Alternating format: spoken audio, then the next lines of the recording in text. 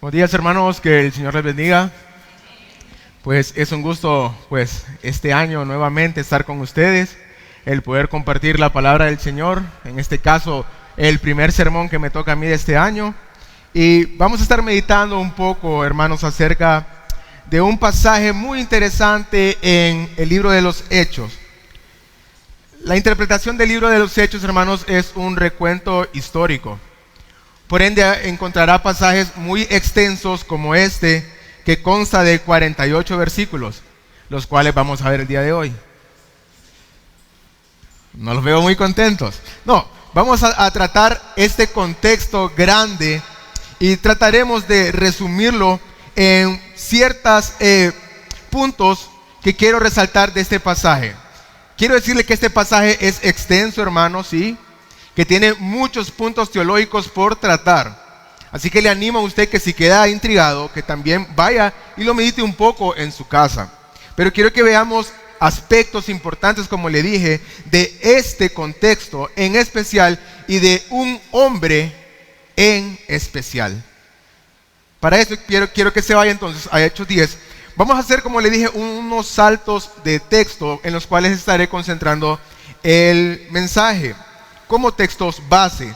Entonces quiero que se vaya a Hechos 10, 1 y 2. Luego vamos a pasar del 22 al 24.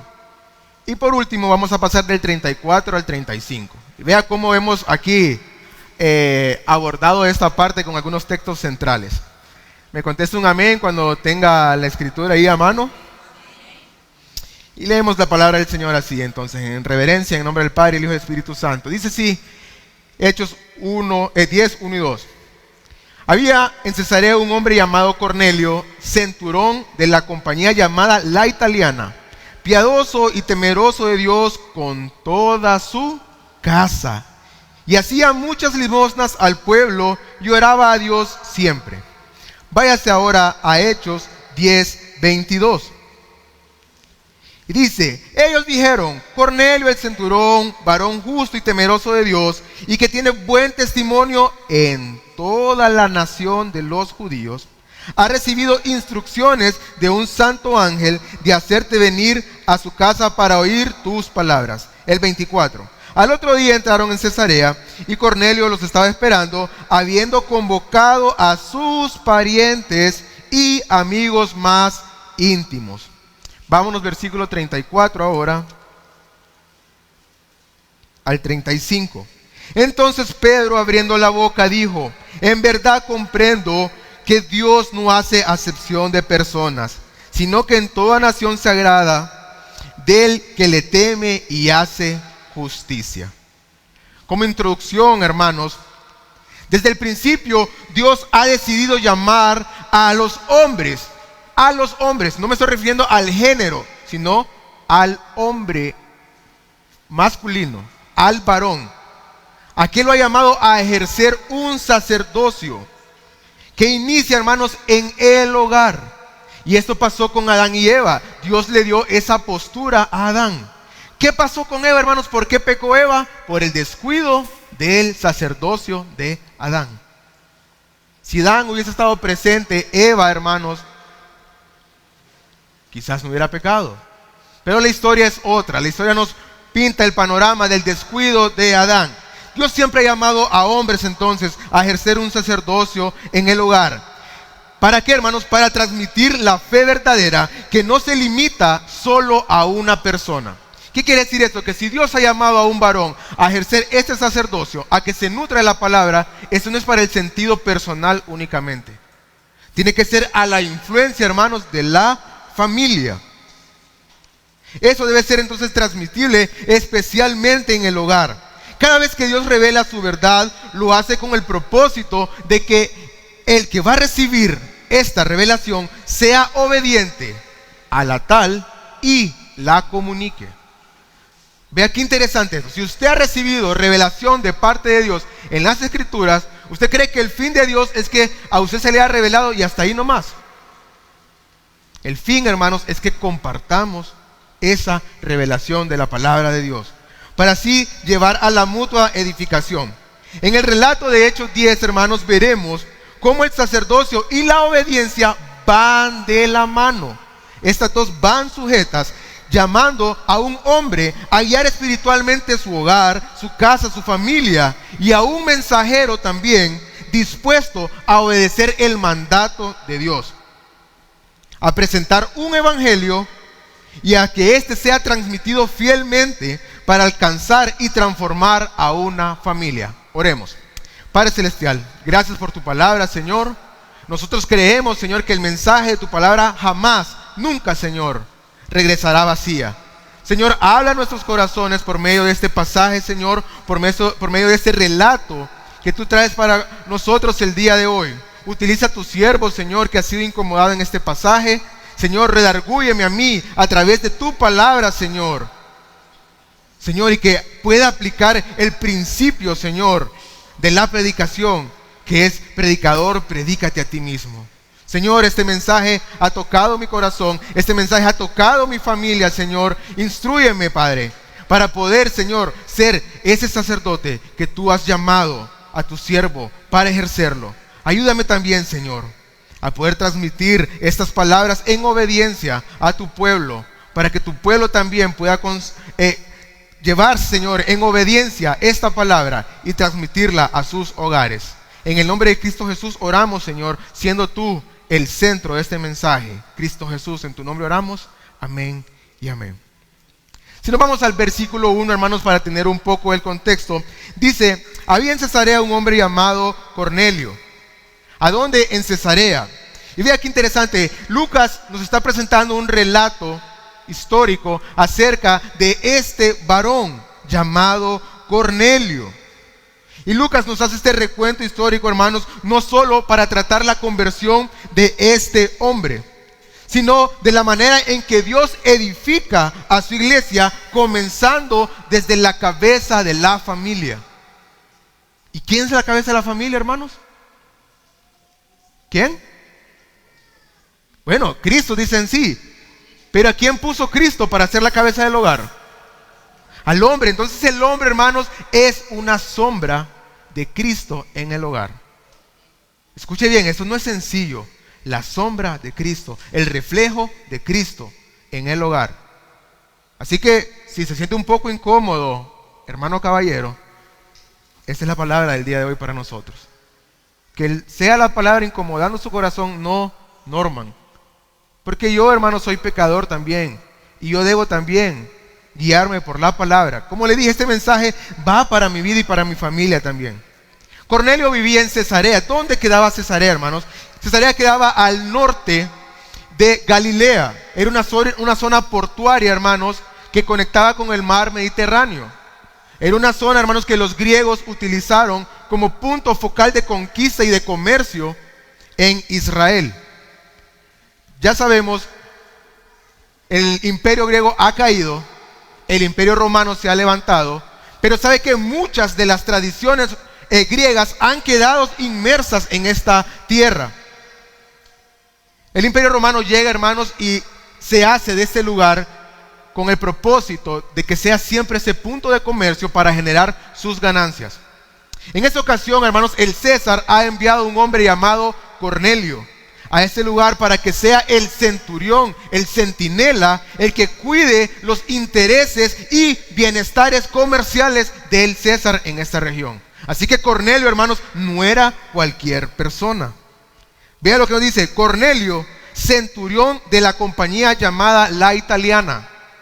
¿Le suena a usted el nombre italiano o Italia? Ya no se está hablando, hermanos, acerca de otro tipo de personas. Ya no se está hablando de los asiáticos. Ya no se está hablando de europeos. Y vean, es interesante porque aquí ya entonces se está viendo, hermanos, el reflejo y el impacto de la palabra del Señor lejos de los judíos.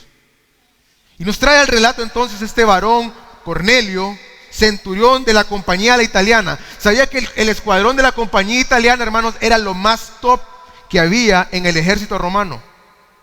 Era la compañía de élite romana. Sobre ellos no había nada más. Es como decir, en Estados Unidos está la policía, está el FBI, pero después está el SWAT. Y cuando llega el SWAT, ¿sabe? Cierran calles y todo, llegan con sus bombas y todos esos artefactos para poder atacar aquello. Bueno, Cornelio era el SWAT de la compañía italiana. Vea bien, hermanos, Cornelio entonces, nos dice el versículo 2, características de él. Y es lo interesante aquí, cómo este hombre, centurión, romano, fiel al César, de la élite romana, nos presenta a Lucas algo que nos llama o nos debería llamar la atención. Versículo 2, dice que Cornelio era hombre piadoso y temeroso de Dios con toda su casa. Escuche bien esto, un italiano, hermanos, un extranjero, es un hombre piadoso, temeroso de Dios, pero no solo él, sino él y toda su casa, toda su familia, su esposa y sus hijos, y si tenía criados también ellos. ¿Qué ha pasado con Cornelio, hermanos? Ha llegado el mensaje a él, y este ha sido persuadido por la palabra. Era hombre piadoso, temeroso de Dios con toda su casa, y hacía muchas limosnas y oraba a Dios siempre. Vea qué características de este hombre. Hacía muchas limosnas y oraba a Dios siempre. Y aunque Cornelio representa la autoridad romana, hermanos, Cornelio no era hombre común dentro de los romanos. Ya habían características diferenciadoras dentro de él. Y eso lo vemos en el versículo 2. El texto nos dice que era diferente a los demás, piadoso, temeroso de Dios con toda su casa. Hermanos, y no solo era piadoso, sino que también, hermanos, oraba con los judíos. ¿Qué tipo de relación estaba teniendo este hombre ahora entonces? En realidad este hombre había sido transformado ya. Y quiero que se haga esas preguntas. ¿Era Cornelio cristiano? Según lo que estamos viendo aquí, ¿era Cornelio cristiano? Hágase esa pregunta a usted por lo que estamos leyendo en los versos. Hermanos, si es que Dios desde el Antiguo Testamento ha obrado de esta manera. ¿De qué manera? De la manera en que está obrando Cornelio. Si usted se va a Éxodo 12, vaya rapidito ahí conmigo.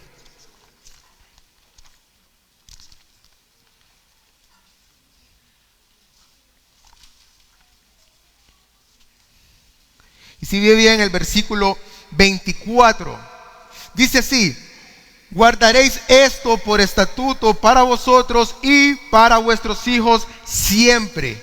Oiga bien, guardaréis esto por estatuto para vosotros y para vuestros hijos para siempre, cuando entréis en la tierra que Jehová os dará, como prometió, guardaréis este rito. Ahora, ¿de qué rito está hablando aquí, hermanos? Éxodo está hablando acerca de la Pascua. Moisés ha sido instruido de cómo debe ser la Pascua y cómo debe ser practicada. Todos debían vestirse con sus mejores ropas. El padre de familia debía estar listo y alistar a su familia. Él debía estar listo con el bastón también, por si tocaba, hermanos, salir a la carrera y comenzar ese peregrinaje hacia el desierto. Esta es la salida, hermanos, del exilio de Egipto.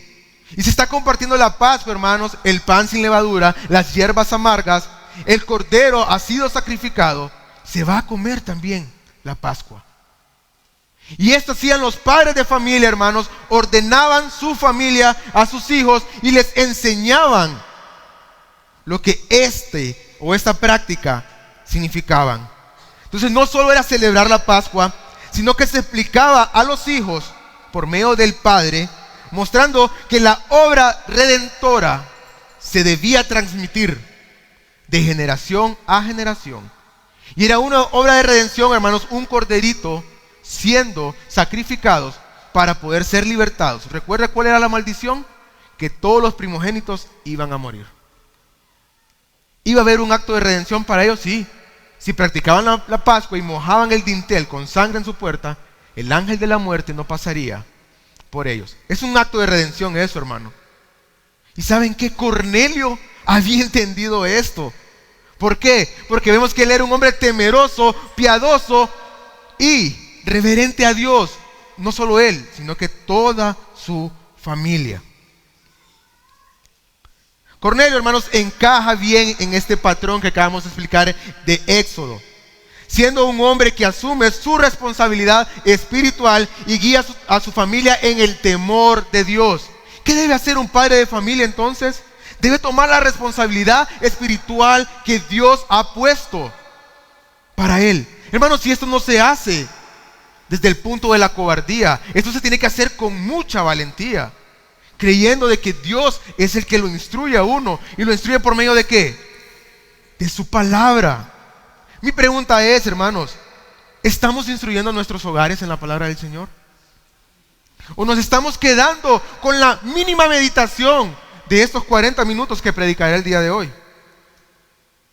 Y dígame, ¿con qué nos vamos a quedar? ¿Iremos a practicar a nuestros hogares lo expuesto en la palabra? ¿Estamos levantando un altar de adoración en nuestras casas, de meditación? Y quiero que vea el primer punto de este sermón. Un llamado al sacerdocio en el hogar. El tema del sermón, hermanos, es un sacerdocio ejemplar a la familia. Ahí está el tema en las pantallas. Mire, un sacerdocio ejemplar para la familia.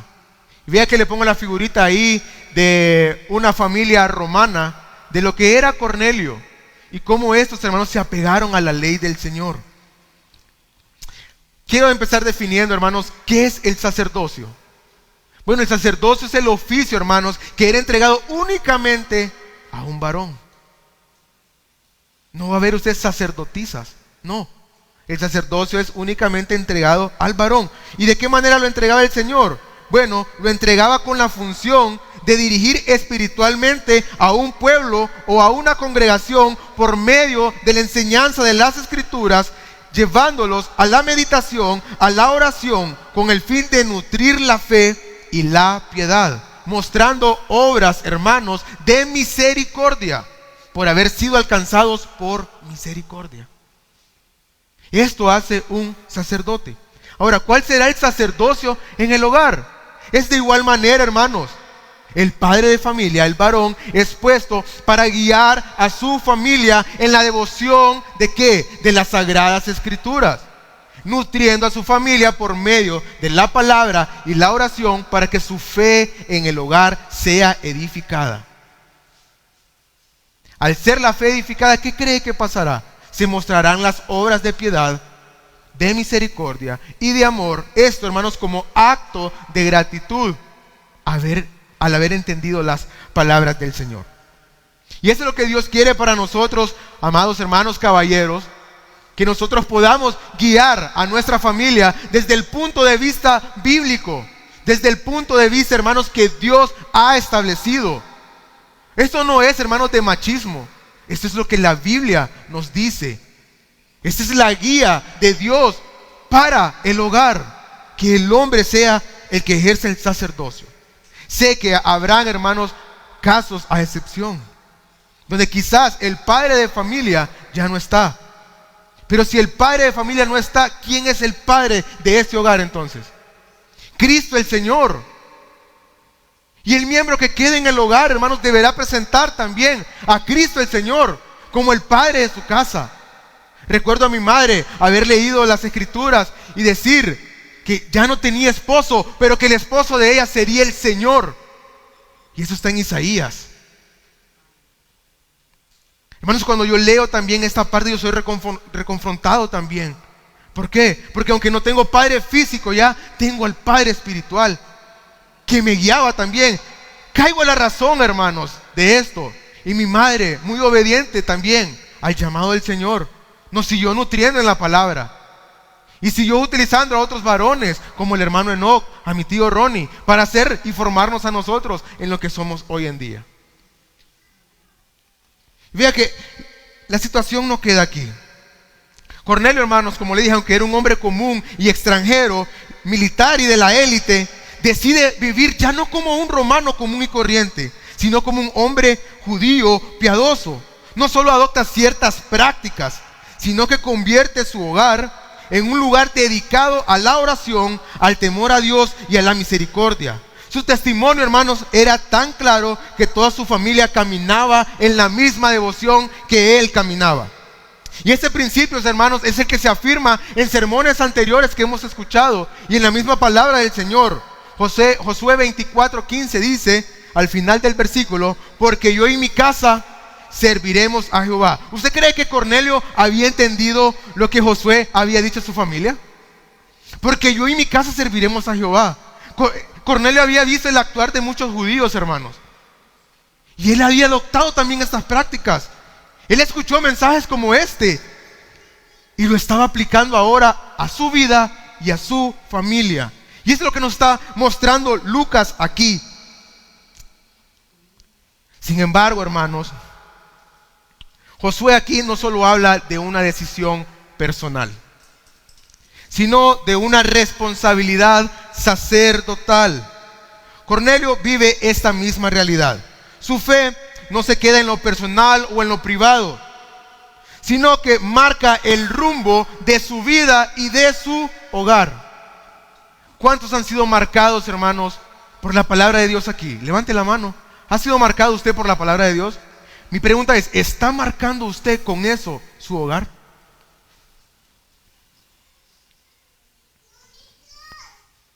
Aquí estoy. Vea, es para reflexionar. Es para reflexionar. Sin embargo, hermanos, Cornelio vivía aún con un conocimiento incompleto de la fe. ¿Por qué? Porque su fe estaba sesgada por una cosmovisión, hermanos, no correcta acerca del Dios revelado. ¿Y por qué veremos esto? ¿O dónde nos damos cuenta de esto? Pues vea el versículo 3, dice, este vio claramente una visión como a la hora novena. Vea qué interesante esto, a la hora novena él ve una visión. ¿Sabía que la hora novena, hermanos, es la hora a la que ora un sacerdote y dirige al pueblo en oración? Miren, no solo eran prácticas comunes las que tenía Cornelio, sino que eran las prácticas fieles. Y oraba a la hora novena del día que el ángel de Dios estaba, pero que un ángel de Dios sí entraba donde él estaba y le decía, Cornelio. Y él mirándole, versículo 4, fijamente y atemorizado, dijo, ¿qué es, Señor? El ángel se le aparece a Cornelio, hermanos, mientras él ora la hora novena. La hora novena, hermanos, es la hora de las 3 de la tarde. La primera hora en el calendario judío empieza a las 6 de la mañana. Entonces, cuando usted vea la hora novena, que fue la hora también que Cristo fue crucificado, usted se da cuenta entonces que es a las 3 de la tarde. A esta hora está Cornelio y ora, hermanos, y ve entrar a un ángel. Y cuando lo ve entrar, hermanos, viéndole fijamente y atemorizado, dijo, ¿qué es, Señor? La palabra Señor ahí, hermanos, es Kyrios en griego. La palabra Kyrios, hermanos, es para traducir Jehová, Señor. ¿Está viendo entonces el sesgo que tiene él en su cosmovisión? Él, hermanos, es simpatizante judaísta. Él no es cristiano. Pero ¿cómo es posible que uno cristiano sea tan devoto? Bueno, hermanos, lo mismo que Nicodemo. Él era un doctor de la ley, pero no conocía la verdadera fe. Y aquí tenemos a un Cornelio, hermanos, en el mismo caso de un Nicodemo, que necesita una revelación para quitar ese sesgo, hermanos, de su fe. Sinceramente, Cornelio, hermanos, tenía un sincretismo religioso pagano. Sabía que en Cesarea, hermanos, como era tierra griega, que los griegos habían conquistado, se adoraba ahí una figura de un dios llamado el dios Pan, que tenía cuerpo hasta el torso de hombre y para abajo cuerpo de cabra. Y se adoraba a este dios, hermanos. Y también el helenismo había entrado ahí y se adoraban a todas aquellas figuras de autoridad. Eso está pasando en el contexto judío. Mas le ponemos encima ahora el judaísmo. Cornelio tiene una ensalada, hermanos, en su cabeza acerca de lo que podría ser en realidad Dios. Este hombre como le digo, tiene un sesgo religioso, un sincretismo religioso pagano. Pero aún así, Dios decide hablarle y mostrarse a través de este ángel. Vemos entonces que Cornelio en el versículo 3 recibe la visión. En el versículo 4 llama al ángel Señor. Y ve lo que dice el ángel. Le dijo: tus oraciones y tus limosnas han subido para memoria delante de Dios. El ángel, hermanos, no lo exhorta. El ángel no lo regaña, ni tampoco le cambia su forma de percibir las escrituras, sino que solo le dice que Dios ha recibido sus oraciones y sus limosnas. ¿Y sabe por qué es esto? Porque un ángel, hermanos, no tiene la autoridad de predicar el evangelio. ¿Se había dado cuenta de eso? En la angelología, hermanos, el ángel no se le permite predicar el evangelio. Son anunciantes nada más de aquel mensaje que tiene que llevar otro a que sí se le ha encomendado esta tarea. Cornelio está con este problema, hermanos, como le vuelvo a repetir, he repetido ya 3 veces, de sincretismo religioso. Él no tiene muy bien enfocada su mente, su cosmovisión está equivocada acerca de lo que puede ser Dios. Mi pregunta es para ustedes el día de hoy: ¿tenemos problemas nosotros, hermanos, acerca de quién es Dios? ¿Tendremos sesgos religiosos dentro de nosotros? Y la pregunta va acá: si Cornelio tenía estos problemas, ¿cómo cree que estaba su familia? Si él era el sacerdote del hogar y guiaba a su familia andaba con estos mismos problemas. Claro que sí. Claro que sí. Es por eso que tiene que recibir esta visión. Vemos el versículo 5. Envía pues ahora hombres a Jope y haz venir a Simón, el que tiene por sobrenombre Pedro. Y ese Simón, hermanos, Pedro, tiene que venir delante de Cornelio para revelar lo que Cornelio necesita saber para que cambie su sesgo religioso. La respuesta de Cornelio, hermanos, es una respuesta en obediencia. De inmediato Cornelio envía a 2 de sus siervos, y eso lo puede ver en el contexto del versículo 7, a 2 de sus siervos y a un soldado de la élite de la italiana. ¿Qué le quiere decir esto, hermano? Que aún los soldados habían sido persuadidos por Cornelio. Y un soldado, hermanos, de la élite de la italiana se podía resistir y poner en mal a Cornelio. Pero sabe este hombre que tiene que ir a cumplir la misión por la cual Cornelio está tan anhelante de conocer. Y vea, los 4 puntos que vemos del carácter de Cornelio aquí es que buscó a Dios con sinceridad. ¿Cuántos buscan aquí a Dios con sinceridad, hermanos? Vivía, mire, con temor y reverencia a Dios. ¿Cuántos vivimos con temor y reverencia a Dios? También, amén. Practicaba la piedad con hechos concretos, hacía limosnas y oraciones. ¿Cuántos de nosotros hacemos oraciones? ¿Y cuántos de nosotros damos también de lo que tenemos y compartimos a los demás? En Hechos 2 nos dice que Pedro predicaba el evangelio y que muchos de los que eran persuadidos por el evangelio y por el Espíritu Santo tenían las cosas en común y las repartían y comían y se servían el pan y eran todos en la iglesia unánimes, como cantamos hace poco en las canciones. Haznos uno, Señor. Cornelio quería ser uno en la iglesia del Señor. Hermanos, este punto aquí es importante porque empieza a surgir la iglesia gentil. Este es el inicio de la iglesia gentil. Atrás usted está viendo todo el recorrido de Israel y cómo Dios está formando a Israel.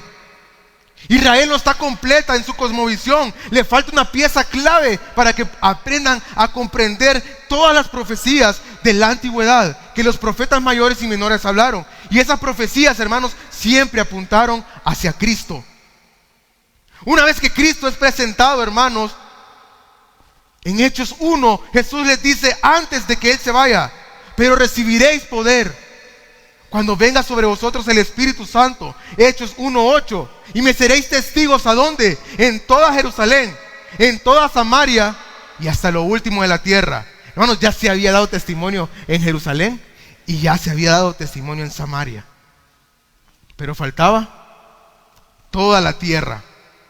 Y es por eso que Pedro tiene que ser llamado y tiene que venir, hermanos, porque se está cumpliendo Hechos 1:8. ¿Y qué poder cree que es el que trae el Espíritu Santo? Dijo Jesús en Juan: es necesario que yo me vaya para que el Espíritu Santo venga y le afirme todas las palabras que ustedes hablarán. ¿Y de qué palabras cree que hablaba, hermano? No es de la Torá anterior, sino del relato de Cristo el Señor, la pieza clave que hacía falta para tener completa la cosmovisión. Ya han recibido el poder, hermanos, de recordar todo lo que Cristo les enseñó y el testimonio de Cristo de haber muerto y de haber sido levantado de la tumba. Con esta misión tiene que ir Pedro. Pero vea que es interesante esto. Dios nos muestra y escucha a aquellos que lo buscan de verdad. Aún no pertenezca al pueblo judío, Dios escucha e inclina su oído al clamor de aquellos que lo buscan con toda reverencia y con todo temor. Vea lo que dice Génesis 22, 18. Y así le dijo el Señor a Abraham una promesa: en tu simiente serán benditas todas las naciones de la tierra. En tu simiente serán benditas todas las naciones de la tierra. En tu simiente, no en tus simientes. En una simiente. Hermanos, esto está apuntando a Cristo. Este es el pacto de gracia. Hermanos, el pacto de gracia está llegando a la iglesia emergente gentil. Cornelio no lo está entendiendo todavía porque necesita el emisario del Señor que lleve este mensaje. El punto número 2 de este sermón, hermanos, es: el sacerdocio se ejerce con obediencia al mandato de Dios. Mientras Dios preparaba el corazón de Cornelio, también estaba obrando en el corazón de Pedro. Porque el sacerdocio, hermanos, no solo requiere devoción, sino que también requiere de una obediencia total al mandato de Dios. Ya vemos a un hombre, Cornelio, ejerciendo un sacerdocio en su hogar. Pero necesitamos de un sacerdote mayor que el de Cornelio, que debe ser guiado. Y es el sacerdote que dirige a la iglesia. En este caso es Pedro, hermano. Pedro, aquel que el Señor le dice que sobre ti edificaré mi iglesia. No sobre Pedro, hermano. Sobre el mensaje que Cristo le está dando. Sobre este mensaje que te doy a ti, edificaré mi iglesia. Es necesario que Pedro vaya a cumplir también esta misión que el Señor le ha encomendado. Ese punto número 2, entonces, hermanos, el sacerdocio se ejerce con obediencia al mandato de Dios. En una obediencia total, no una obediencia a medias. Aun cuando Dios, hermanos, trate con hombres que están en contra de las tradiciones o están actuando por tradición, Dios se revelará, hermanos, plenamente, para que nosotros cambiemos ese tipo de cosmovisión y no estemos nosotros teniendo una oración solo por tradición. Porque muchos, hermanos, podremos estar viniendo por la tradición de nuestros padres a la iglesia. Porque mi padre se congrega. Yo ofrendo porque he visto que mi padre ofrenda. Lo hago por tradición. Yo guardo el día de reposo por tradición, porque así lo hacían los judíos. Así lo hizo mi papá y ahora sí lo hago yo. Pero ¿está comprendiendo usted en realidad qué es guardar los mandamientos? ¿O lo está haciendo mecánicamente por tradición? Y eso es lo que Pedro viene a cambiar. Hemos visto entonces a un hombre común y extranjero siendo obediente a pesar de todo su trasfondo cultural y religioso. Pero es necesario, hermanos, que llegue el mensajero de Dios con la obediencia a su mensaje también y el cumplimiento de la gran comisión. Y vean, en los versículos 9 al 19, Pedro recibe una visión. Y si nos vamos ahí, hermanos, nos meteríamos a un tema bien amplio. Pero déjenme resumirle. ¿Qué es lo que ve Pedro en la oración? Bueno, dice que a la hora sexta, Pedro sube al pórtico de una casa. Es en la casa de Simón Curtidor. A ese lugar los envió el ángel a los sirvientes, a Cornelio, que le dijera a sus sirvientes que fueran a buscar a Pedro. ¿Qué era esto o esta profesión de curtidor? Simón Curtidor era un hombre que se encargaba de pelar animales, hermano. Le quitaba las pieles y trabajaba con los cueros. Esa era una de las profesiones inmundas para el pueblo judío. ¿Y dónde estaba Pedro posando, hermanos? En la casa de Simón Curtidor. Ve, Pedro ya está siendo, hermanos, un poco permisivo en su cosmovisión. Ya no está actuando tanto como un judaísta. Pero veamos qué pasa con Pedro aquí. Pedro recibe esta visión a la hora sexta, 12 de la tarde. Dice que mientras tenía hambre, él subió a orar. Dice que desde el cielo un gran éxtasis le vino y vio bajar un lienzo, un pedazo de tela. Y eso para los niños. Escuchen, niños, bajó un pedazo de tela y como en el arca de Noé, muchos animales descendían de aquella tela. Y venía de todo tipo de animales, de todo tipo de cuadrúpedos, reptiles y de aves del cielo. Y Pedro ve aquella visión y él no entiende qué es.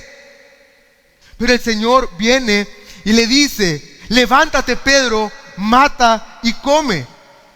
Hermanos, y vea qué interesante, porque usted va al versículo 11 y dice: y vio el cielo abierto, que descendía algo semejante a un gran lienzo, que atado de las 4 puntas era bajando a la tierra, y en el cual había de todos los cuadrúpedos, terrestres y reptiles, aves del cielo. Y vino una voz que le decía: levántate, Pedro, mata y come. Entonces mire lo que Pedro le contesta al Señor: no. Y vea, la palabra aquí Señor es Kyrios, porque aquí sí es Jesús hablándole a Pedro. Le dice Pedro: Señor, no, porque ninguna cosa común o inmunda he comido jamás. El Señor Jesús le abre la visión a Pedro de estos animales. Pedro está con hambre y el Señor le dice: mata y come. Y Pedro, hermanos, se ampara en la ley y le dice: ninguna cosa inmunda jamás he comido. Y se ampara en Levíticos 11 y Deuteronomio 14. Como le dije, esta parte es tan amplia que no vamos a redundar en eso, pero le dejo las citas para que usted lo pueda ir a ver y a meditar. La voz replicó, hermanos, 3 veces diciéndole: Pedro, mata y come. Qué raro, ¿verdad? Con Pedro repetirle 3 veces las cosas. Qué raro, ¿verdad? Pedro, me negarás 3 veces. Pedro, me amas 3 veces. Pedro, mata y come. ¿Qué podemos entender con eso, hermanos? Pedro es igual a nosotros, hombre. ¿Ah? Le cuesta captar. ¿Ah? Pero vea qué interesante. Él es obediente, hermanos. Es obediente siempre, aunque trastabilló en su vida pasada, pero fue obediente al mandato del Señor siempre. Pues la visión se va, hermanos, y Pedro queda perplejo. ¿Qué es eso que tengo que matar y comer? Pero antes de esto, volvió la voz a la segunda vez y le dijo: lo que Dios limpió, versículo 15, no llames tú común. Lo que Dios limpió, no llames tú común. Entonces mata y come. ¿Usted cree que este pasaje aquí, esta revelación, está hablando acerca de la comida? A simple vista podría ser que sí, porque tenía hambre. Pero eso va más allá. Esto se hizo 3 veces y aquí el lienzo volvió a ser recogido en el cielo. Y mientras Pedro estaba perplejo dentro de sí sobre lo que significaría la visión que había visto, he aquí los hombres que habían sido enviados por Cornelio, los cuales preguntando por la casa de Simón, llegaron a la puerta. Han llegado, hermanos, los hombres que ha mandado Cornelio. Pedro está, hermanos, en la casa de Simón Curtidor, en Jope. Más o menos de Jope a Cesarea hay 48 kilómetros. A pie, hermanos, son muchas horas. Más o menos creo que, si no me equivoco, como de aquí a Talanga. Más o menos. Para que usted se haga una idea, como de aquí a Comayagua. Imagínense irse a pie de aquí a Comayagua. Más o menos 3 días han de haber tardado estos hombres para llegar. Y llegan a Pedro, hermanos, con aquel éxtasis que, bueno, ¿y qué me habrá querido decir Cristo aquí? Y quiero entonces, hermanos, que veamos que esta visión, que Pedro, aunque queda perplejo, él queda meditando. ¿Cuál sería el significado de la visión? Dios no solo estaba preparando a Pedro para un encuentro con Cornelio, sino corrigiendo a Pedro con su comprensión acerca de la gracia divina de Cristo el Señor. Con esto, hermanos, aprendemos que el sacerdocio se ejerce no desde las ideas de la tradición, sino desde la obediencia a la revelación de la palabra de Dios, lo cual cambiará nuestra cosmovisión, lo cual nutrirá nuestra fe y lo cual traerá la verdadera adoración a Dios. El punto número 3 de este sermón, hermanos, para que vayamos aterrizando. La bendición de lo revelado en Cristo es para la familia. Vea cómo titulé este punto. La bendición de lo revelado en Cristo es para la familia. Si leemos entonces Hechos 10:22, nos dice: ellos dijeron: Cornelio, el centurión, varón justo y temeroso de Dios, y que tiene buen testimonio en toda la nación de los judíos, ha recibido instrucciones de un santo ángel de hacerte venir a su casa para oír tus palabras. Y quiero que veamos aquí cómo están presentando a Cornelio, hermanos. Porque primero fue Lucas en el testimonio por Lucas, pero aquí vemos que otros hombres están dando testimonio acerca de Cornelio. Mire, el centurión, varón justo y temeroso de Dios, y que tiene buen testimonio en su casa. ¿A dónde? En toda la nación de los judíos. ¿A dónde tenía buen testimonio Cornelio, hermanos? En toda la nación de los judíos. En realidad este hombre, hermanos, había sido cambiado por el mensaje de la palabra, pero como le digo yo, le faltaba la pieza clave de su cosmovisión para poder comprender en realidad cuál es el evangelio. Y vea entonces, dice: los enviados han recibido instrucciones de un santo ángel de hacerte venir a su casa para oír tus palabras. Pedro empieza entonces a meditar, hermanos: ¿será que esta visión que ha traído el Señor a mí es para que vaya a Cornelio? Claro que sí. ¿Qué tengo que predicar? Me imagino yo preguntándose Pedro. Versículo 23: haciéndoles entrar, los hospedó, y al día siguiente, levantándose, se fue con ellos, y le acompañaron algunos de los hermanos de Jope. A Pedro, hermanos, también le acompañaron algunos hermanos de Jope. Pedro lleva testigos, hermanos, para que ellos puedan ver qué es lo que el Señor va a manifestar en aquel lugar. Y por eso, hermanos, es necesario que también el sacerdote ande acompañado con otros hermanos al momento de predicar. Y es necesario que el sacerdocio en el hogar también, el varón esté acompañado para predicar el evangelio. ¿Y acompañado por quién, hermanos? Por Cristo y el Espíritu Santo, que son los testigos, hermanos, de que la palabra se lleva a cabo. Uno predica, hermanos, pero quien hace la obra es Cristo el Señor, el Espíritu Santo tocando los corazones. Y ve el versículo 24: al otro día entraron en Cesarea, y Cornelio los estaba esperando, habiendo convocado a sus parientes y amigos más íntimos. Y aquí vemos, hermanos, la obediencia de Cornelio y la obediencia de Pedro. Pedro se dirige ahora a visitar a Cornelio, pero Cornelio, hermanos, ha sido obediente. Ha enviado a sus misioneros a traer a Pedro. Pero no solo esto, está siendo obediente, hermanos, en el sacerdocio. Ya que la revelación, hermanos, que él recibe mientras oraba a la hora novena fue una revelación privada. Pero se la quedó solo para él, hermano. No, la comparte al hogar. Y no solo al hogar, sino que a los amigos más íntimos de él. Ciertamente aquí había parte del escuadrón de la italiana. Al otro día entonces, mire, Pedro entró. Versículo 25. Cornelio salió a recibirle y postrándose a sus pies, adoró a Pedro. Ve que en realidad Cornelio tenía problemas, hermanos, en su cosmovisión. Cornelio, a toda figura de autoridad que miraba, ya le hacía pleitesía. Y miró al ángel y también se arrodilló. Y miró a Pedro y también. Hay un problema en Cornelio, no ha entendido quién es Dios. Y con esa misión va entonces Pedro. Al llegar Pedro entonces, Cornelio ya había reunido a sus parientes, a sus amigos más cercanos. Él entendía que lo que Dios estaba haciendo no era solo para él, sino para toda su familia. Versículo 32, hermanos. Ya vamos aterrizando. Envía pues, viene Cornelio y empieza a decirle a Pedro lo que vio en la visión. Envía pues a Jope y haz venir a Simón, el que tiene por sobrenombre Pedro, el cual mora en la casa de Simón, un curtidor junto al mar. Cuando llegue, él te hablará. ¿Y qué le va a hablar, hermanos? El mensaje de la visión que Pedro recibe. Así que luego envié por ti y tú has hecho bien en venir. Ahora pues todos nosotros, ¿quiénes?